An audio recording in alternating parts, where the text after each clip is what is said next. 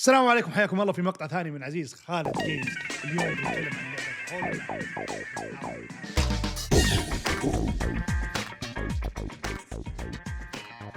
So what made you take this risk? Well, I took this risk because the alternative was a lot scarier.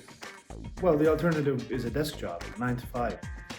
Yeah, I tried it for a while, and it was a good experience. I learned a lot, and I got pretty good at it. My bosses were never unhappy. It was just I was not happy. Couldn't stick to one place too long.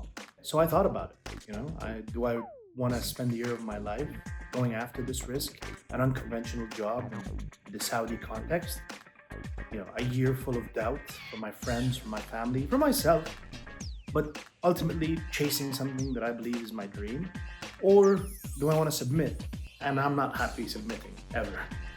What made me decide content was the right path is I would get videos on my timeline saying, do it, chase your dream, do it. And it was everywhere.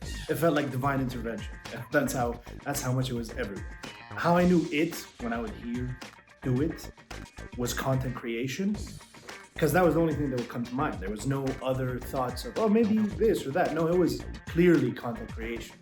Yeah, the moment that made me take the shot was listening to the author of Mastery talk about finding your purpose.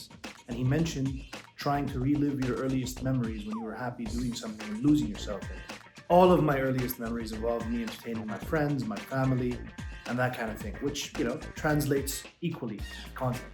Well, video games came into the mix because I've always adored video games. Since I was a kid, any occasion I would get to ask for video games, I'd ask for video games. And sometimes I wouldn't even play them. I'd love watching my friends play those video games. When you have a dream to make gaming content, you have to approach it in a very specific way, right? And so I found out that through my love of board games, a renaissance man, that I have acquired the skill in breaking down complex game ideas in a very simple way. So I decided I would translate that to gaming.